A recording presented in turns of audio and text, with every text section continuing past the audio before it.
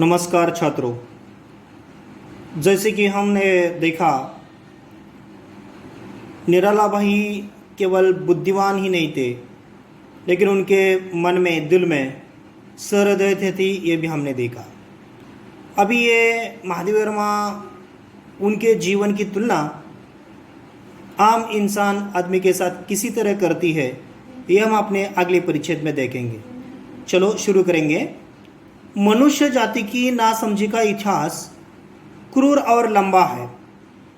प्राय सभी युगों में मनुष्य ने अपने में श्रेष्ठता पर समझ में आने वाले व्यक्ति को छांटकर, कभी उसे विष देकर, कभी सूली पर चढ़ाकर और कभी गोली का लक्ष्य बनाकर अपनी बर्बर मूर्खता के इतिहास में नए पृष्ठ जोड़े हैं। इसका मतलब महादेव वर्मा हमको बताना चाहती है, कोई भी इंसान अपने से दूसरे इंसान को कभी श्रेष्ठ नहीं समझता। अगर हमसे श्रेष्ठ हो रहा है, हमसे कोई अच्छा बन रहा है, तब इंसान उसके साथ इंसान के जैसे बर्ताव नहीं करता। लेकिन आमतौर पर ये निराला भाई जो है, अपना सारा जीवन समर्पित दूसरों के लिए करने वाले एक इंसान है। प्रकृति और चेतना न जाने कितने निष्फल प्रयोगों के उपरांत ऐसे मनुष्य का सृजन कर पाती है, जो अपने दृष्टों से श्रेष्ठ हो पर उसके सजाते ऐसे अद्भुत सृजन को नष्ट करने के लिए इससे बड़ा कारण खोजने की भी आवश्यकता नहीं समझते कि वह अपने समझ के परे और अथवा उसका सत्य इनकी भ्रांतियों से मेल नहीं रखता। इसका मतलब प्रकृति और चेतना न जाने हुए, यानी कि इंसान कभी कभी प्रकृति का नहीं सोचता और इंसान के भी नहीं सोचता। जो उसका मुनाफा दे सकता है, जो उसके लिए फायदेमंद बातें होती है, सिर्फ उसका सोचता है, खुद का सोचता है, वो कभी दूसरों का नहीं सोचता। ये आज हम देखते हैं। आगे देखेंगे। निराला जी अपने युग की विशिष्ट प्रतिभा है। यस, उनके जो प्रतिभावंत है वो एक निराला जी है, अतः उन्हें अपने युग का अभिशाप झेलना पड़े तो आश्चर्य नहीं है। उनके जीवन के चारों ओर परिवार का वह लह सारा घेरा नहीं है जो व्यक्तिगत विशेषताओं पर चोट भी करता है और बाहर की चोट के लिए ढाल भी बन जाता है। इसका मतलब निराला जी ने अपने पारिवारिक जीवन में भी बहुत से कष्ट उन्होंने सहन किए हुए हैं। बहुत से है, देखेंगे उनके परिवार के बारे में क्या बताया है। चारों ओर से परिवार का वो लह सार घेरा नहीं है। इसका मतलब लोहे का कटघरा, जिसको हम लौहसार बनते हैं, चोट भी करता है और बाहर से चोटों को भी क्या करता है, ढाल भी बन जाता है। इसका मतलब कभी कभी कटघरे में भी खड़े रहते हुए बहुत से मुसीबत का सामना भी किया, और जिसी तरह ढाल एक व्यक्ति का लड़ते समय संरक्षण करती है, उसी तरह उन्होंने भी किया। उनके निकट माता, बहन, भाई आदि के कोमपल उनके लिए पत्नियों से पतझड़ बन गए हैं। इसका मतलब ये उनका जो जीवन है, उस जीवन के बारे में ये सभी जो उनके रिश्तेदार थे, अपने थे, वो सभी क्या है, एक पतझड़ बन गए हैं। कभी आना और जाना इसी तरह है। आर्थिक कारणों ने उन्हें अपनी मातृहीन संतान के प्रति कर्तव्य निर्वहन की सुविधा भी नहीं दी। देखिए, आर्थिक कारणों ने, हमने देखा किसी छात्र के लिए परीक्षा के लिए पैसे देना है, तांगे वाले के माँ को भेजना है, तथा किसी भतीजी की शादी है, कोई अच्छा कार्यक्रम है, इसके लिए उन्होंने अपनी पूंजी, अपना जो आर्थिक जो नियोजन था, वो सब कुछ उस पर उन्होंने खर्च कर डाला था। इसलिए वो अर्थहीन हो गए थे। आगे देखेंगे, इसीलिए वह कर्तव्य निर्वहन की सुविधा भी नहीं दी। पुत्री के अंतिम क्षणों में वे निरुपाय दर्शन रहे और पुत्र को उचित शिक्षा में वंचित रखने के कारण उनकी उपेक्षा के पात्र बने। इसका मतलब केवल अपने स्वभाव के कारण हिंदी साहित्य के लिए उन्होंने अपना परिवार तक के लिए भी अच्छा समय नहीं मिला, ये बताया गया है। अपनी प्रतिकूल परिस्थिति से उन्होंने कभी ऐसी हार नहीं मानी जिसे सहृदय बनाने के लिए हम समझौता करते हैं। देखिए, जो भी कुछ प्रतिकूल परिस्थितियां, जो भी समस्या, कठिनाई उनके सामने आ गई थी, लेकिन उन्होंने अपने निजी जीवन में कभी हार नहीं मानी। जो समस्या आई, उन समस्या का सामना करते चले आगे गए और हर समय समझौता कर लिया। स्वभाव से उन्हें यह निश्चल वीरता मिली है जो अपने बचाव के प्रयत्नों को भी कायरता की संज्ञा देती है।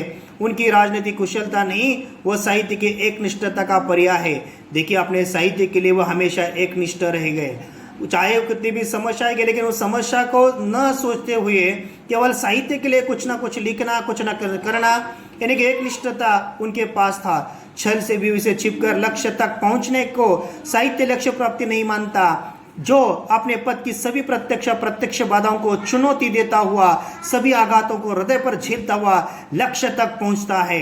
देखिए उनकी विशेषता यहाँ बता गई है। जो जाते समय, जो पद से वो जा रहे थे, वो पद से जाते समय उनके सामने प्रत्यक्ष अप्रत्यक्ष बहुत सी समस्याएं, बहुत सी बाधाएं आई गई। सभी तरफ उनको चैलेंज, चुनौती आ गई, लेकिन आघातों को सहते चले गए और उनका जो लक्ष्य था, उन्होंने अपना जो लक्ष्य था उन्होंने हासिल ही कर लिया था। उसी को युग दृष्टा साहित्यकार कह सकते हैं। निराला जी ऐसे एक विद्रोही साहित्यकार है जिन अनुभव के दंशन का विष साधारण मनुष्य की आत्मा को मूर्छित करने, उसके सारे जीवन को विषाक्त बना देती है। इसी तरह जितने भी साहित्य में है, उसी साहित्य में साधारण मनुष्य का जीवन जीते समय असाधारण बनने का जो कार्य उन्होंने किया है, उसी से उन्होंने सतत जागरूकता और मानवता का अमृत प्राप्त किया है। और इसी तरह मानवता का अमृत प्राप्त करने वाले एक संस्मरण के रूप में हमारे सामने रखने की कोशिश की है। और जिनका जीवनी है, जिनका चरित्र है, वो तुम्हारे और हमारे निराला जी है। देखेंगे अगले परिच्छेद में उनके जीवन पर संघर्ष के जो आघात है वे उनकी हार के नहीं, शक्ति के प्रमाण पत्र है। देखिए इंसान भी हमारे निजी लाइफ में, हमारे खुद के जीवन में बहुत बार हारता है, लेकिन हारने के बाद भी वो हमारी शक्ति है करके हमने आगे बढ़ते चला जाना चाहिए। इसका एक उदाहरण, एक मिसाल हमारे सामने है, वो एक निराला भाई है। उनकी कठोर श्रम, गंभीर दर्शन और सजग कला की त्रिवेणी न अछोर मोरू के सूखती है। देखिए उनके पास त्रिवेणी थी, कौन कौन सी? पहला कठोर श्रम, गंभीर दर्शन और हर समय सजग। इसकी वजह से वो अपने जीवन में कभी सूखे नहीं है, न अनुकूल समुद्र में अस्तित्व खोती है। जीवन के दृष्टि, देखिए जीवन के दृष्टि से निराला किसी दुर्लभ सीप से ढले सुडल मोती नहीं है। जैसे अपनी मार्गता का साधन देने के लिए स्वर्ण और सौंदर्य, प्रतिष्ठा के लिए अलंकार का रूप चाहिए, तो ये यहाँ बता गया है। जैसे कि मार्गव यानी कि बहुमूल्य, यहाँ इसका मतलब है ये मोती की जैसे उनका सौंदर्य जो है वो हमेशा बनता रहे। वे तो अनगढ़ पारस के भारी शिलाखंड है। वे कौन है? अनगढ़ पारस बोला है। अनगढ़ जिसे व्यवस्थित घड़ा न गया हो उसको बोलते हैं अनगढ़। जो घड़ा गया नहीं है वो अनगढ़। वे तो अनगढ़ पारस के भारी शिलाखंड है।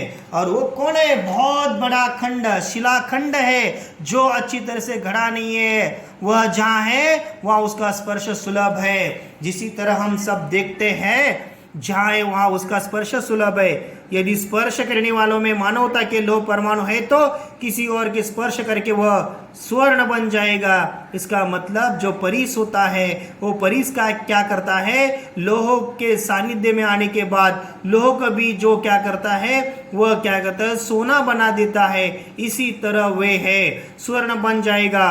पारस की मूल्यता, परीस, पारस यानी कि परीस, अमूल्यता दूसरों का मूल्य बढ़ाने में है। उसके मूल्य में न कोई कुछ जोड़ सकता है न कोई घटा सकता है। यानी कि ये परीस है और परीस हर दूसरों को लोह का भी सोना कर सकता है। इसका मतलब है कुछ जोड़ सकता है न घटा सकता है। उसका मूल्य जो है अबाधित होता है, उसका मूल्य कभी भी कम नहीं होता। आज हम दंभ और स्पर्धा, अज्ञान और भ्रांति की ऐसी कुहेली में चल रहे कि जिसे स्वयं को पहचाना तक कठिन है। देखिए आखिरी कुछ परिच्छेद में ये महादेव वर्मा हमसे कह रही है, आज हम लोग दंभ है, जो सच्चाई नहीं वो दिखा रहे। आज क्या है? गला काटने वाली स्पर्धा है। हमारे मन में आज अज्ञान है, हमारे मन में बहुत सी चिंता है, भ्रांति है, और ऐसी इसीलिए हम सभी क्या रहे? स्वयं को पहचानने में कठिनाई आ रही है। इंसान खुद की पहचान नहीं बना रहा। इंसान दूसरों को पहचानता है लेकिन खुद को नहीं पहचान रहा। सहयात्रियों को यथार्थता में जानने का प्रश्न नहीं उठता। अरे जो इंसान खुद को नहीं समझ सकता, खुद को नहीं जान सकता, वो दूसरों को कैसा जान सकेगा? पर आने वाले युग इस कलाकार की एकाकी यात्रा का मूल्य आंक सके, जिसमें अपने पैरों के चाप तक आंधी में खो जाती है। लेकिन आने वाला जो समय है, आने वाले समय में भी इस या जो निराला भाई का जो व्यक्तित्व है वो कभी भी कोई भूल नहीं सकता। निराला जी के साहित्य के शास्त्रीय विवेचना तो आगामी युगों के लिए सुकर रहेगी, पर उस विवेचना के लिए जीवन की जिस पृष्ठभूमि में आवश्यकता होती है उसे तो उनके समकालीन ही दे सकती है। इसका मतलब है उनका जो साहित्य है आने वाले पीढ़ी को, नवयुगों को एक प्रेरणादायी हो सकता है। साहित्य के नवीन युग पथ पर निराला जी की अंक संस्कृति गहरी और स्पष्ट, उज्ज्वल और लक्ष्यनिष्ठ रहेगी। आने वाले युग में कितने भी साहित्य आ जाएंगे, कितना भी साहित्य आ जाएगा, लेकिन सभी में उज्ज्वल और लक्ष्यनिष्ठ रहेगा तो हमारे निराले भाई का जो साहित्य है वो हमेशा बरकरार रहेगा। इस मार्ग के हर फूल पर उनके चरण का चिन्ह और हर शूल पर उनके रक्त का रंग है। इसका मतलब उनकी जो झांकियां हैं, उनका जो योगदान है, उनके जो कुछ हिंदी साहित्य के लिए योगदान है वो हमेशा अमिट रहेगा, वो कोई भी किसी भी हालात में नहीं मिट सकेगा। ऐसे निराला भाई की स्मृति यहाँ बताई गई है। धन्यवाद।